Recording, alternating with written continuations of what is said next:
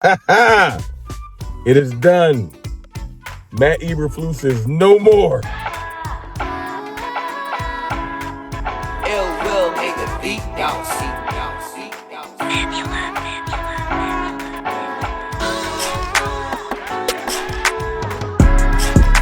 What's good, people? It's your boy, Mr. Rome, Cowboys Fan Talk. Right back like I never left. How y'all doing, man? Car Chronicles. Yes, sir. CFT Car Chronicles. Listen, I would love to do a live stream right now, but everybody got a job, so a job must be done. But I do have a little bit of time to come talk to my constituents, to the cartel, to Cowboy Nation. Listen, Matt Eberflus has been relieved of his duties. He has been let go. He is no more. I am ecstatic.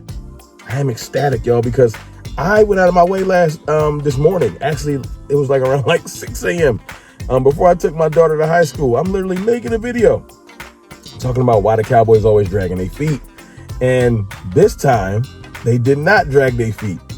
I am so ecstatic because the Cowboys, once again, within the last 12 months, have proven me wrong and done something differently. And I'm starting to feel like it's the new normal. I thought we was going to take it easy on wide receiver 2 and not do nothing. George Pickens, one of my favorite receiver choices at the time to add to CeeDee Lamb. It worked out beautifully. George Pickens, all pro season. Balled, 1,400 yards. Balled, right? Now, something else differently. There's no way Jerry would trade Micah Parsons. It just wouldn't happen. Jerry don't do aggressive things like Micah Parsons traded. Now, you can hate the move or not, but it was aggressive. It had a point of view to it. As far as now, you're starting to see now. At the time, I was losing it. What are you doing? But all I want my leadership to do is have a point of view. I'm a leader on my family. I got a business. I'm in charge of plenty of things. Have a point of view. Have a direction you want to head in. And we just seem like we be flailing. So watching them trade Micah was frustrating and crazy. But then when you start to get Kenny Clark back, you get Quentin Williams, rebuild that defensive tackle room because you want to build your defense from the inside out and not just the edge and around one edge. It had a point of view. Whether you like it or not, it's a point of view. Then you realize, damn, the defense is still horrible. That defense just doesn't have a direction. You see players coming out. Look, the quote from Dante Fowler talking about, I'll put it up on the screen, talking about players wanting to be empowered and put in the right places. That's all they wanted. I don't have it in front of me to read, but like I said, I'll put it up on the screen. Players just wanting to be empowered and put in the right places. Shout out to Nick Harris for getting that quote. And I can just speak to that. Even Trayvon Diggs, I know he gone and we done had our issues with that. But even with Trayvon Diggs, he was like, yo, man, we need to play more man. One of your players was saying we need to do something and you were ignoring it because your scheme or your system was infallible. And that just wasn't the truth. It wasn't. And this is why I'm excited, because this gives us a chance to listen to our players, assess our roster, right? Don't just hire a defensive coordinator. Now, this is where the Joneses went wrong. Hiring Matt Eberflus without assessing who you got. And then trying to fit a square peg into a round hole. Look at your roster. And then when you interview people, say, hey, man, these are the players that's probably coming back. We bring him back. Quentin Williams is here. Kenny Clark's going to be here. Might have Osa, might not. Can you give me a plan for Demarion Overshown, who was looking like a superstar and then looked real regular? Can you help me develop Maris Leofau? Can you do anything with any of our corners? Because I feel like we don't have a corner that can play. Can you develop Siobhan Rebel? Is Deron Bland serviceable? Can we do anything with the safeties? What can you do with our current players before I start going grocery shopping? You feel me? So, I'm excited. That they overlook the fraud. I think it's worse than that. I think they helped it along. I'm going to go to this meeting that took place or actually I want to go to March 30th, 2021. Is it true back in March of 2021, the Minnesota Department of Education suspended payments to Feeding Our Future, that program? Is that right? I believe that's correct. And then a month later, they resumed payments. That's correct. What caused them to change their mind? In my opinion, what caused them to change their mind was pushback from their constituency within the Somali community who accused the state agencies of being racist. But what caused them to stop it in the first place? Was it whistleblowers coming forward? Was it like this something's not right here? What happened? Apologize for the misunderstanding. The reason they stopped the funds in the first place is because they had credible allegations that there was fraud taking place. From whistleblowers and others. Correct. And just they're doing their job looking, this doesn't make sense. We got all these programs, no one's getting fed, and yet money's going out the door like crazy. So they suspended it, and then they started it back up, right? Was there any threat of a lawsuit from the Somali community and folks affiliated with Feeding Our Future? Mr. Jordan, there was more than a threat. They actually did it. They did? And what was the alleged claim in that lawsuit? That they were victims of racial discrimination. Oh, they played the race card, huh? All this fraud going on, money going out, and they played the race card. Now, when I talked about not just overlooking it, there was a meeting that took place between the Attorney General and affiliates of Feeding Our Future. Is that right? That is correct. And what happened at that meeting? Do we know? Yeah, we do, because we have it on tape. There was an audio recording made at that meeting that was entered into evidence in the Feeding Our Future trial, and it was later revealed through work from Center of the American Experiment, the full recording. And my observations of what took place in that meeting was that Attorney General Keith Ellison was focused on one thing and one thing only, and that was keeping these folks in business. There were no questions that he asked of these folks about how the kids are doing, the operation, how they're getting fed, who's being helped. Instead, the focus was entirely on ensuring that the money continues to flow. And I'll add that he went so far as to say that he was going to fight these people in reference to the state agencies. The state agencies are his client. Yeah, and when you said money's going to flow, did money flow to Mr. Ellison's campaign a couple weeks later from some of the folks who were in that meeting? Sure did. How much, do we know how much that was? I do not have that number. So it wasn't just overlooking the fraud. They were actively trying to make sure this program continued, and then they benefited from that politically with contributions to their campaign, all in this same year, all in 2021, when this was all coming to a head. Is that accurate? That is my understanding. And this fraud is much bigger than this, because as I look, it's like 6 different federal agencies. Department of Homeland Security, Health and Human Services, Small Business Association, Housing Urban Development, Department of Labor, Department of Agriculture. In this program and a bunch of others, they were shaking down the entire federal government, it looked like. 6 different federal agencies. I think you pointed out, over the last 15 years? That's correct. And not only are the Democrat administration overlooking it, they're helping it along. They're assisting it. They're going after whistleblowers, as your colleague pointed out, and they're benefiting from all this politically with contributions to their campaign. Not to mention the voting issue that you referenced earlier as well. Is that all accurate?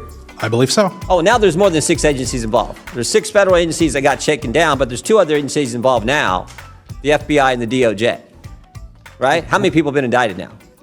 I do not have that number in front of me, but it's significant. I don't know how long y'all been in the legislature. We appreciate your work, appreciate what you do. But have you ever seen anything like this in your time in the I've never seen anything like this in an agency. Miss Robbins, you're the chair.